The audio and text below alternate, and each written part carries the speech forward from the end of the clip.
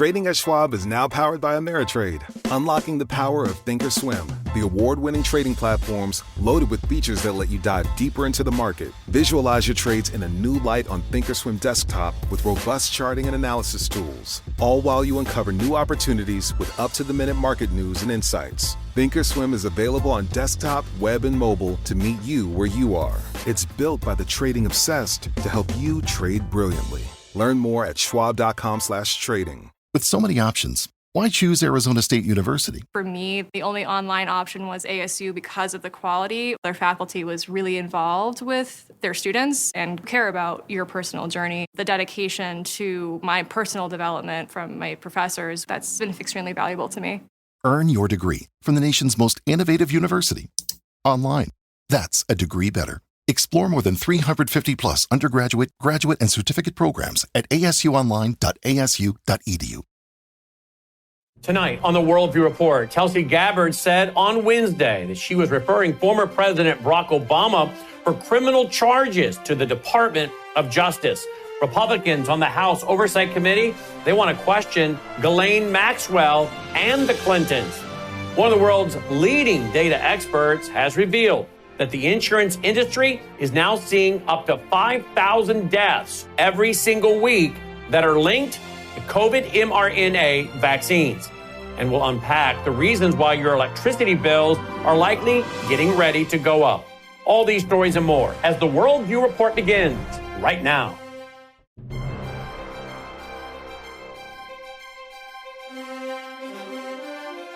This is Worldview Report with host Brandon House. Whether it is news from the nation's capital or your state capital, from the classroom to the boardroom, from national security to national and local news that impacts you and your family, Worldview Report is your trusted source for vital and uncensored news. And now, here is Brandon House. Good evening and welcome to the Worldview Report. I'm Brandon House. Leading off tonight, Director of National Intelligence, Tulsi Gabbard, said on Wednesday that she was referring former President Barack Hussein Obama for criminal charges to the Department of Justice. Here is Gabbard speaking at a press conference on Wednesday. Do you believe that any of this new information implicates former President Obama in criminal behavior? We have referred and will continue to refer all of these documents to the Department of Justice and the FBI to investigate the criminal implications of this. For even former President Obama? Correct. The evidence that we have found and that we have released directly point to President Obama leading the manufacturing of this intelligence assessment. There are multiple pieces of evidence and intelligence that confirm that fact. Ed, go ahead. Director Gabbard, thank you. So just two questions, but to begin on that. The president yesterday, you've inferred that the former president helped lead a coup. Based on what you now see, do you believe President Obama is guilty of treason? I'm leaving the criminal charges to the Department of Justice. I am not an attorney, but as I've said previously, when you look at the intent behind creating a fake manufactured intelligence document that directly contradicts multiple assessments that were created by the intelligence community, the expressed intent and what followed afterward can only be described as a years-long coup and a treasonous conspiracy against the American people, our republic, and an attempt to undermine President Trump's administration.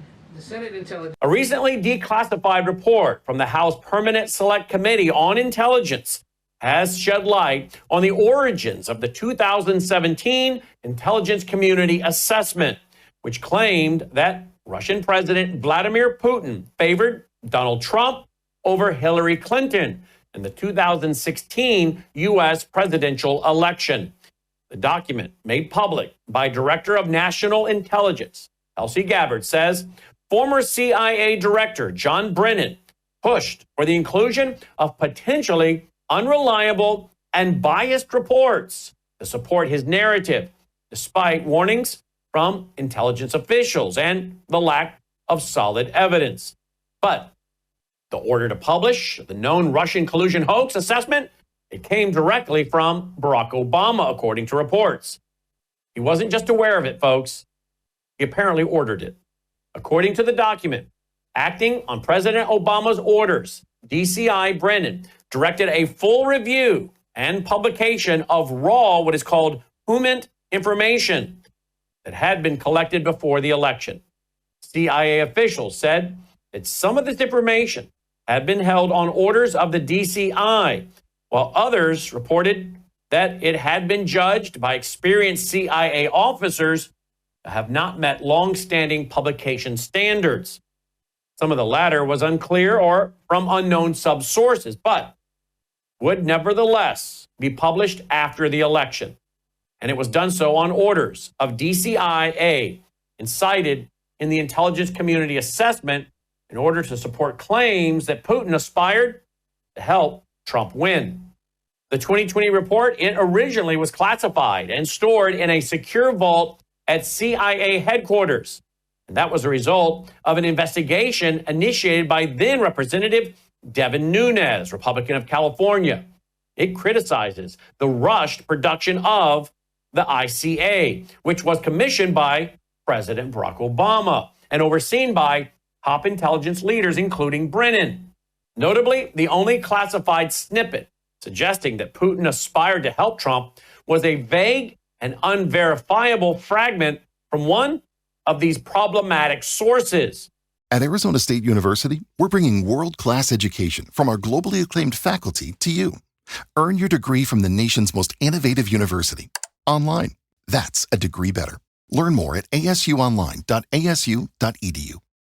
At Arizona State University, we've made online education better, smarter, and more personalized so you can go further in your aspiring field. I decided to pursue medicine once I realized that ASU did have the online program for biological sciences. You're still required to learn the same curriculum. You're still being tested on the same content that anyone would be tested on in person. The comprehensiveness of the program prepared me so well for medical school. Explore over 350 plus programs at asuonline.asu.edu. The report further accuses the ICA of cherry-picking intelligence, ignoring or downplaying information that contradicted the preferred narrative. Reliable sources indicated that Russian officials anticipated a Clinton win and believed that they could negotiate effectively with her administration. Other intelligence showed that Putin was indifferent to the election outcome and even viewed Clinton as a weaker leader who could be more easily influenced. The assessment also failed to explore why Russia did not release additional damaging material on Clinton as the race tightened, despite having opportunities to do so. House Oversight Committee Chairman James Comer on Wednesday issued a subpoena to Ghislaine Maxwell. He's been convicted, of course, as being an associate of Jeffrey Epstein, and they want her for a deposition. They want it to occur at a federal correctional institution in Tallahassee on August 11th. Comer wrote in a statement on Wednesday, quote, "The facts and circumstances surrounding both your and Mr. Epstein's cases have received immense public interest and scrutiny," end quote. Maxwell, she was convicted, as you know, of sex trafficking and other charges and sentenced to 20 years in prison. That was back in 2022. Before the subpoena was issued, Comer said, quote, "What we're talking about here is someone who's in federal prison on appeal. So our attorneys will have to communicate with her attorneys to see if there are terms, if she wants. If there are no terms, we'll roll in there quick," end quote. Republicans, they plan to question Maxwell in a closed-door deposition. They're also planning to issue subpoenas for Bill and Hillary Clinton. The Wall Street Journal, meanwhile, they're doubling down apparently on their reports of a strong connection between Epstein and Trump. They reported on Wednesday that the DOJ informed President Trump back in May that his name appears in the Epstein files. And in one other new twist, an Obama-appointed judge has blocked the release of the Epstein grand jury transcripts. You'll recall that President Trump called for the release of those transcripts, and his DOJ filed a request with the court, only to be denied. This is, of course, a fast-developing story. We'll stay on it for you. Tyler Durden at Zero Hedge is reporting that very soon, if you want AI, And if you don't, even if you don't, you won't be able to afford air conditioning. He warned that America's largest power grid, PJM Interconnect, which serves 65 million people across 13 states and Washington, D.C., and more importantly, feeds deep state Central's Loudoun County, that's in Virginia, which is, by the way, also known as Data Center Alley. Well, they recognize that area as one of the world's largest hubs for data centers. And they have recently issued multiple maximum generation and load management alerts. That's happened this summer as the heat, of course, pushes demand to the brink with air conditioners running at full blast across the eastern half of the U.S. Durden writes, quote, "But as anyone who has not lived under a rock knows, the deeper issue is that there's simply not enough base load juice to feed the relentless, ravenous growth of power-hungry AI server racks at new data centers," end quote. Joe Bowring, president of Monitoring Analytics, which is the independent watchdog for PJM interconnection, noted in a comment to Bloomberg, quote, "There is simply no new capacity to meet new loads. The solution is to make sure that people who want to build data centers are serious enough about it to bring their own generation," end quote. Durden notes that there is one other solution: crank up electricity prices to the stratosphere. And that's precisely what's happening. That's what he says. As Bloomberg reports, business and households supplied by the largest U.S. grid, they will pay $16.1 billion to ensure there is enough electricity supply to meet soaring power demand, especially that from massive build-outs of AI data centers. Slay News reports that in a groundbreaking international study, a new team of researchers has confirmed that mRNA injections triggered waves of excess deaths in all nations with high COVID vaccination rates. The study analyzed the official data for 21 countries and confirmed that they all suffered surging excess deaths in 2022. Amazingly, many of those countries have not recovered. In fact, they have seen excess deaths remain persistent or even worsen since then. The study, it was led by Dr. Chryso Hilary from the Seymour Consortium in Cyprus. The research was conducted in collaboration with universities in Cyprus, Australia, and Europe. The results of the study, well, they were published in the International Journal of Epidemiology. And following the study, the researchers, well, they're now sounding the alarm over revealing data about excess mortality following these mass COVID vaccination campaigns that went on in 2022 and beyond. The study's findings, well, they are deeply troubling because they suggest that the pandemic control measures and vaccine campaigns, they did more harm than good in some countries. In fact, according to the research, excess mortalities, deaths above the normal rate, that's what excess mortalities is, deaths above the normal rate, they were higher in 2022 than in 2020 and 2021. That's the pandemic's peak year. So according to the data, the surge in excess deaths probably began only after mRNA vaccines were introduced, not before. The data suggests a clear connection between mRNA injections and the rising number of non-COVID-19 related deaths, including, listen now, cardiac events, strokes, and fatal cancers.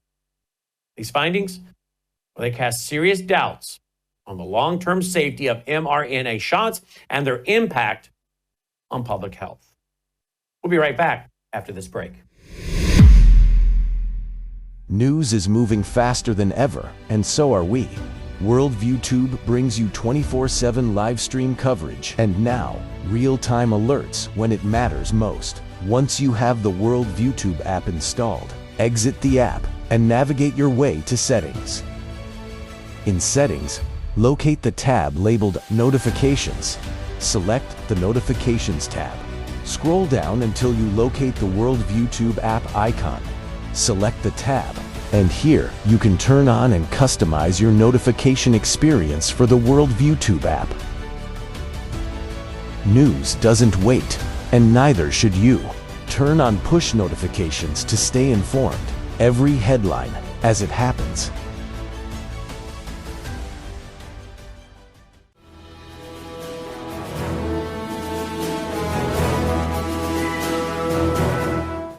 Welcome back. Thank you for being with us tonight and every night, and for remembering that we are brought to you by you.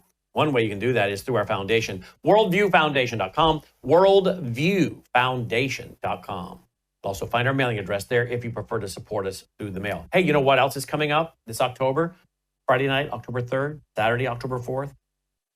Our 22nd annual National Worldview Weekend. Now, we've been holding Worldview Weekends since February of 1993.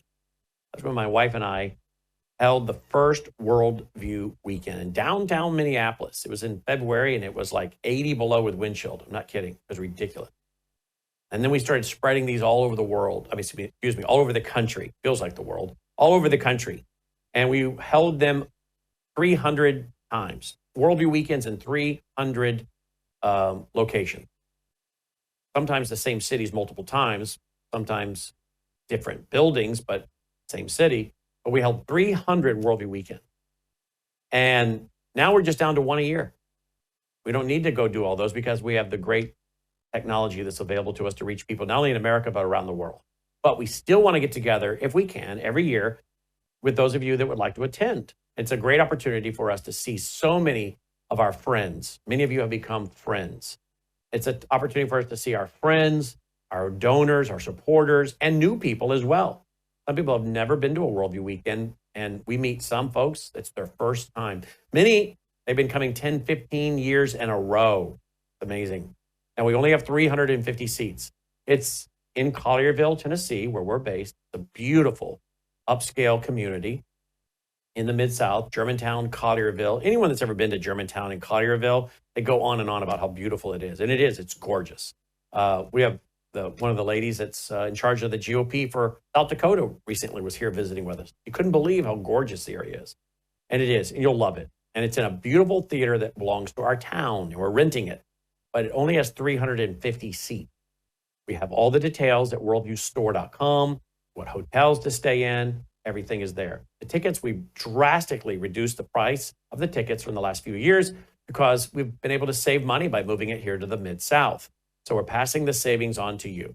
So if you'd like to register and join us with Gordon Chang, Sidney Powell, Dr. Andy Woods, myself, Mark Mitchell of Rasmussen Polling, so many people.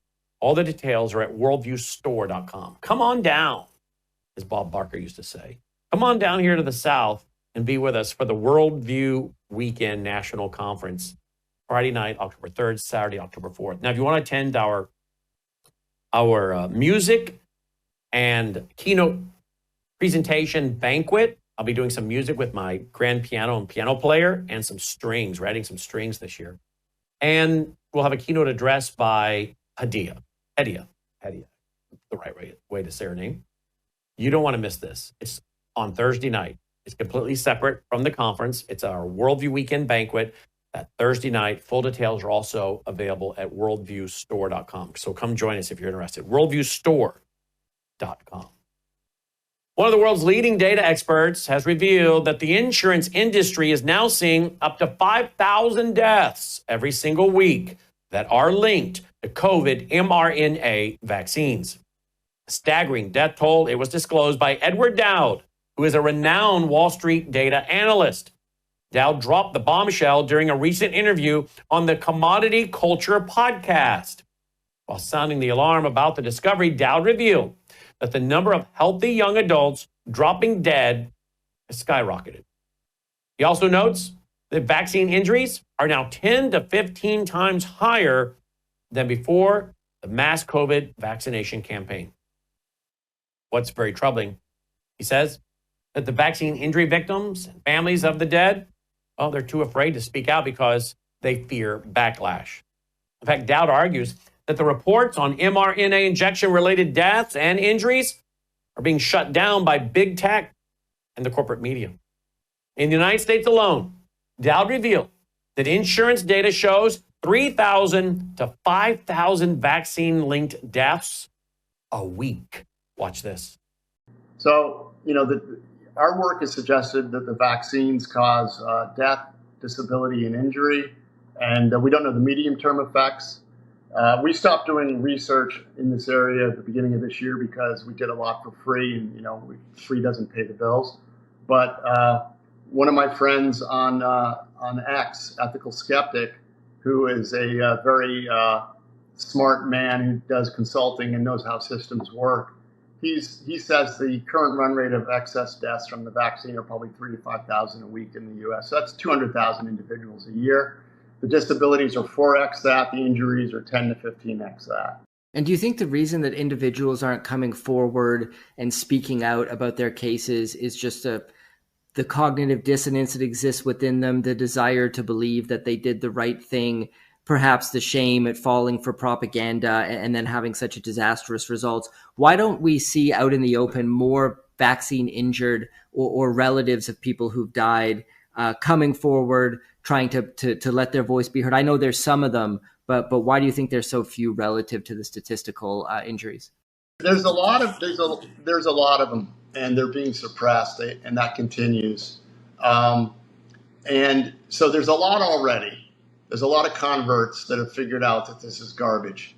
But you're right. There seems to be this cognitive disconnect where people don't want to admit that they've made a huge mistake and they don't want to talk about it. I mean, anecdotally, we've all met people who, someone died mysteriously at a very, anywhere between 30 and 50. Someone dies just, without any reason. That didn't used to happen before these vaccines. I mean, it happened, but it was so rare. So these unexpected deaths, if you know, but you can't even bring up the conversation with some of the family members because they don't even want to know. They just don't even want to know. So it's cognitive disconnect still. A federal appeals court ruled in favor of MyPillow CEO Mike Lindell, who texted me that himself just today. That overturned a $5 million arbitration award to a software developer who had claimed victory in a contest challenging Lindell's assertions of foreign interference in the 2020 election. On Wednesday, a 3-judge panel from the 8th U.S. Circuit Court of Appeals, they determined that the arbitration panel had, in fact, overstepped its authority by modifying clear and unambiguous terms of the contest agreement in order to grant the award in a unanimous decision.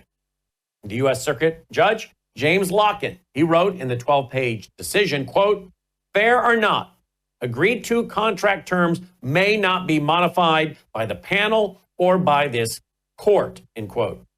Lindell initially lost in court in the first round, but Wednesday's appellate ruling, it effectively releases him from liability unless further judicial review is pursued. In 2021, Mike Lindell hosted a cyber symposium in Sioux Falls, South Dakota. I was there. Logan and I were there. We were the ones pushing out the TV part of it. And there was presented data that Mike Lindell said clearly demonstrated the Chinese interfered in former Joe Biden's 2020 election victory. As part of the event, Lindell offered a $5 million reward to anyone who would prove the data was, unequivocally unrelated to the 2020 election. Well, soon after, software developer Robert Zeidman, he entered the contest and submitted a 15-page report where he claimed to show evidence of lack of validity regarding Lindell's data.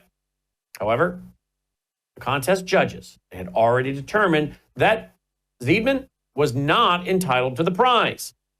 Pursuant to the contest rules, Zeidman, he initiated arbitration to resolve the dispute. Following a hearing, arbitration panel ruled in Zeidman's favor, claiming that he had successfully demonstrated Lindell failed to provide packet captured data, commonly known as PCAPs or PCAP files, and thus that he had, allegedly proven the data was not related to the 2020 election.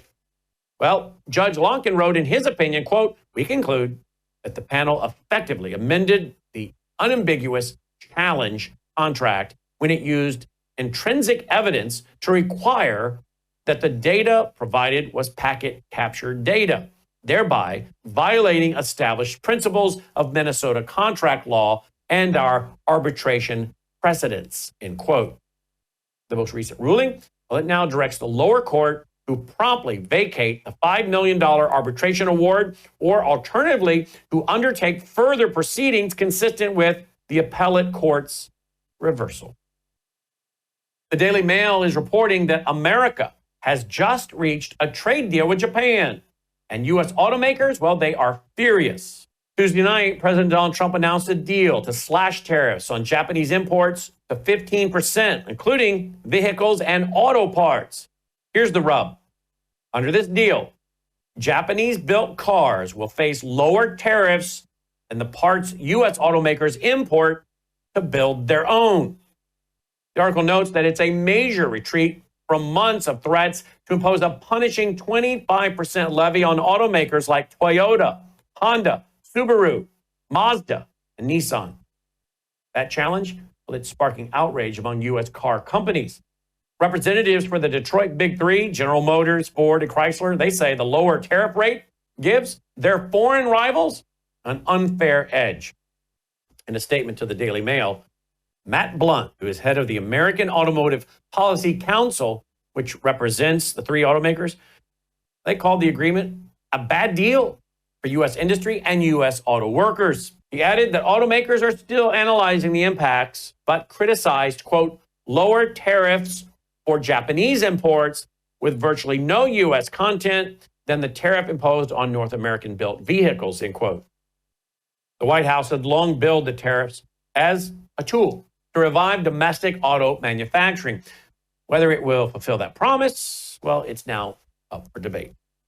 Well, now it's time for our nightly Worldview Report commentary. The Gateway Pundit reports that when it comes to the perils of AI technology, and we've heard multiple experts alerting to the so-called macrocosmic problems that it can pose to the very survival of humankind. One company had all of its data wiped out this week by a rogue AI agent. For that, we saw Grok, which is the Elon Musk-inspired AI program, go rogue, according to reports, and start giving detailed instructions on how to break into a congressman's home and sexually assault him. But there's also the microcosmic problems that AI is already unleashing on humanity, in the sense that it's quickly becoming another tool to be used by criminals. We've heard, well, terrible stories that seem like one-offs, like the case of the French woman who was scammed out of $850,000 by a con man posing as Brad Pitt in the hospital, I guess with AI-generated images and a chatbot. But now it seems that we are headed toward a more systemic danger. As OpenAI CEO Sam Altman warns the financial sector of a significant impending fraud crisis because of artificial intelligence. Altman, he detailed AI's increasing capability to impersonate human voices, allowing criminals to bypass security protocols and even illicitly transfer funds. The Independent reported, quote, speaking at a Federal Reserve conference in Washington, Mr. Altman expressed particular alarm over outdated authentication methods. A thing that terrifies me is apparently there are still some financial institutions that will accept the voice print as authentication, end quote. That's what he stated. Then he said, quote, that is a crazy thing to still be doing. AI has fully defeated that, end quote. Well, here's the catch, folks. We're being set up by a developing Hegelian dialectic problem. You know, I love to talk about that, have for years. Thesis and antithesis, idea, opposite idea. Let there be chaos, a reaction. And then after you've created the problem, solution. Problem, reaction, solution. They create the problem, they get the reaction from the public, and then they offer you the solution. And you would have never accepted the solution without the dialectic conflict. So the very creators, I think, of AI, well, they are now telling us that AI can be used for great evil to harm many people. And this is going to, well, be played up in the corporate media. They'll beat it like a drum. You watch. in the coming months. And then the corporate elite of these AI companies will say, you know, we need to fix this problem. And the fix is available to us if we just have the wisdom and courage to apply it. And it's called the biometric digital identity. And everyone is going to need to register their identity online and submit their biometric digital ID before they can log into the internet. And this is exactly what the World Economic Forum predicted and said they wanted in a graphic that I've showed on the air many times as far back as 2018. So you got to get a biometric to log in, and that way it can be proven you are who you say you are, and thus eliminate, well, maybe 99% of all the fraud that's being caused by bad actors that are armed with this AI technology. So it's coming, folks. They've already proposed it. They already have. The World Economic Forum, as I said, has been writing about this since at least 2018. All they need are a few high-profile stories about people having their lives destroyed by these high-tech fraudsters. And then you watch the solution be rolled out and people run to get it. Identity theft. Nobody wants it. And it is a headache, I hear, when it happens to you. But sure enough, biometrics, a great way to end all of this fraud. And you don't have to remember passwords either anymore. Oh, we're being set up. But you've been warned. And that's one reason why you tune into the broadcast, is to understand the trends and the times and know how to respond. So there you go. And if you appreciate that we do that, our website is worldviewfoundation.com, worldviewfoundation.com. So thank you for your continued support so we can arm you with the truth and protect you at the same time with truth and, well, good application of the knowledge and information you have gained right here for free. It's not free for us to produce. It costs a lot. So thank you for your support. Worldviewfoundation.com, worldviewfoundation.com. Till next time, I'm Brandon House. May God save America. Take care.